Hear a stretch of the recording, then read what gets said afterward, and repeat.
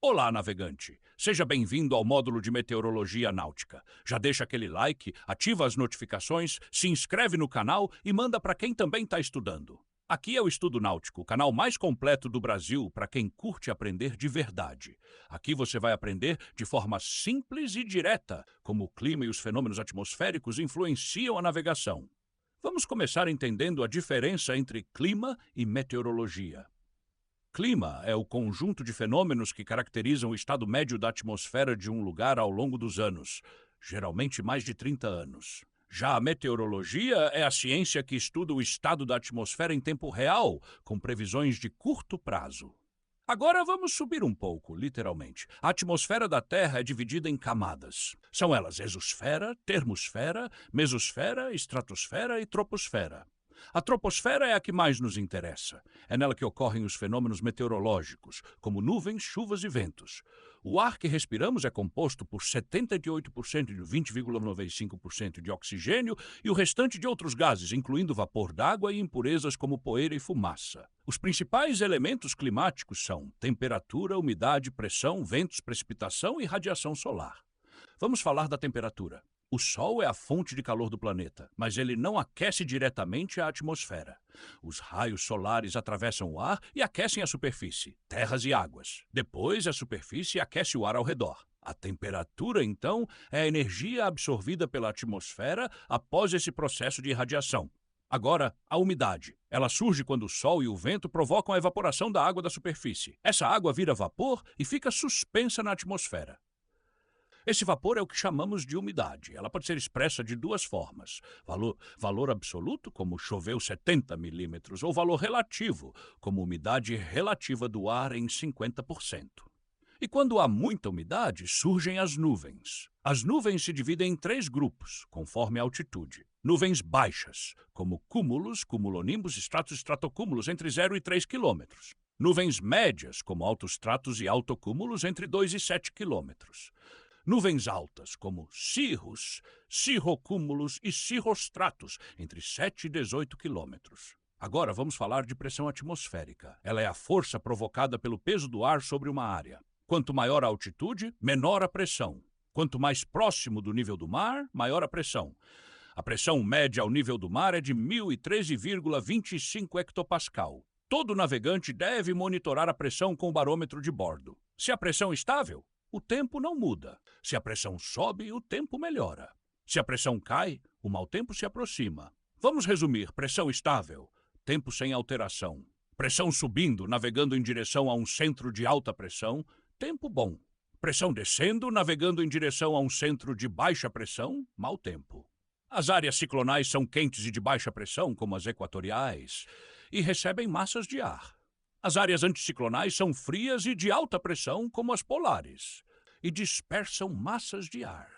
Agora atenção para o comportamento dos ventos. Nos centros de baixa pressão, os ventos convergem na superfície. O ar sobe e no alto ele se espalha. Resultado, formação de nuvens e chuva. Nos centros de alta pressão, os ventos divergem na superfície. O ar desce e no alto ele se reúne. Resultado, céu limpo e tempo bom. Resumindo, baixa pressão, ar sobe, nuvens e chuva. Alta pressão, ar desce, céu limpo. Essas informações aparecem na carta sinótica, um mapa meteorológico. Na carta, as áreas de alta pressão são marcadas com a letra A, as áreas de baixa pressão com a letra B. As linhas curvas são chamadas de isóbaras. Elas unem pontos com a mesma pressão. Quanto mais próximas as isóbaras, mais forte o vento. E falando em vento, o vento é o ar em movimento. Ele se desloca das áreas de alta pressão para as de baixa pressão. Mas não vai em linha reta, ele faz curva por causa da rotação da Terra. Isso é o efeito Coriolis. No hemisfério norte, os ventos giram no sentido anti-horário ao redor de centros de baixa pressão e no sentido horário ao redor de centros de alta pressão. No hemisfério sul é o contrário. Os ventos mais comuns são os alísios, que sopram dos trópicos para o Equador, e as monções, que são ventos sazonais com muita chuva. Também temos a brisa e o terral, ventos locais causados pela diferença de aquecimento entre terra e mar. E com isso, você já tem uma base sólida para entender como o tempo funciona e como ele afeta a navegação. Vamos abordar temas essenciais para a segurança e eficiência na navegação: o cálculo do vento real, o estado do mar, os tipos de chuva, a radiação solar, as frentes meteorológicas, as correntes marítimas e a tábua de marés. Vamos começar com o vento. Quando estamos navegando, o vento que sentimos é o vento aparente, resultado da combinação entre o vento real e o vento gerado pelo movimento da embarcação. Para calcular o vento real, usamos a direção e velocidade do barco e a leitura do anemômetro. Por exemplo, imagine um veleiro navegando a 5 nós em rumo 180 graus verdadeiro. O anemômetro indica vento aparente de 10 nós, vindo a 90 graus a bombordo. Isso significa que o vento real está vindo do leste, mas está no rumo de 270 graus.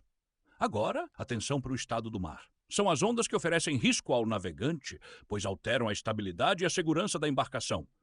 Para medir esse estado, usamos a escala Beaufort. Ela vai de 0 a 12. 0, mar completamente calmo. 3, brisa fraca, ondas com cristas discretas. 6, vento forte, mar agitado com cristas brancas. 9, ondas altas e spray constante. 12, furacão, mar extremamente violento e destruição generalizada.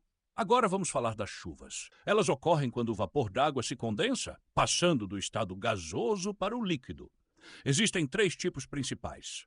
Convectivas, quando o ar quente sobe e encontra camadas frias, formando chuva intensa e rápida. Frontais, quando massas de ar quente e frio se encontram, gerando chuva contínua. Orográficas, quando o ar úmido é forçado a subir por montanhas ou planaltos, condensando e precipitando. A radiação solar também influencia diretamente o clima. Quanto maior a latitude, menor a incidência solar e menor a temperatura. No Equador, a radiação é intensa e o clima é quente. Nos polos, a radiação é baixa e o clima é frio. Essa distribuição provoca efeitos importantes. Na região equatorial, a temperatura é elevada e a pressão atmosférica diminui, formando áreas ciclonais, que recebem massas de ar. Nas regiões tropicais e polares, a temperatura é menor e a pressão aumenta, formando áreas anticiclonais que dispersam massas de ar. O aquecimento da atmosfera ocorre por 4 processos: radiação, transferência de calor por ondas eletromagnéticas; condução, calor do solo para o ar em contato; convecção, ar aquecido sobe, levando calor para camadas superiores; advecção, calor transportado por ventos de uma região para outra. A cobertura de nuvens interfere na troca de calor entre o Sol, a Terra e a atmosfera, dificultando a entrada e saída de radiação. Agora, vamos aos fatores do clima. Latitude. Quanto mais longe do Equador, menor a temperatura. Altitude. Quanto mais alto, menor a temperatura, pois o ar é mais rarefeito. Vegetação. Regula a temperatura e a umidade. O desmatamento reduz chuvas e aumenta o calor. Maritimidade. O litoral recebe massas de ar úmidas do oceano com clima mais ameno. Continentalidade. O interior tem ar mais seco e quente, com maior variação de temperatura. Massas de ar. Grandes volumes de ar com características homogêneas de temperatura, pressão e umidade. Equatoriais, quentes e úmidas. Tropicais, quentes, sendo a oceânica mais úmida que a continental. Polares, frias e secas. Agora as frentes meteorológicas. Frente fria, massa de ar fria que avança dos polos para o Equador. Frente quente, massa de ar quente que avança do Equador para os polos. Frente estacionária, quando a massa de ar não se movimenta. Vamos observar a evolução de uma frente quente. Antes da passagem, temperatura caindo lentamente, pressão baixa, nuvens em sucessão, cirrostratos, altostratos e nimbostratos, ventos aumentando e chuva contínua. Durante a passagem, temperatura sobe, pressão atinge o mínimo, predominam nimbostratos, ventos rondam de leste para norte, visibilidade ruim com nevoeiro. Depois da passagem, temperatura estabiliza, pressão varia pouco, nuvens estratiformes, chuva leve e visibilidade variável. Agora vamos para o oceano. As correntes marítimas são como rios gigantes dentro dos oceanos, massas de água salgada que se deslocam e influenciam o clima e a navegação. E por fim, a tábua de marés. Publicada pela Marinha do Brasil, ela indica as variações do nível do mar em todos os portos brasileiros. A maré é o movimento vertical das águas, causado pela atração gravitacional entre a Terra, o Sol e a Lua. A corrente de maré é o movimento horizontal das águas entre pontos com diferentes níveis. Maré de enchente, quando o nível sobe. Pré-mar, ponto mais alto da maré. Maré de vazante, quando o nível desce. Baixa-mar, ponto mais baixo da maré.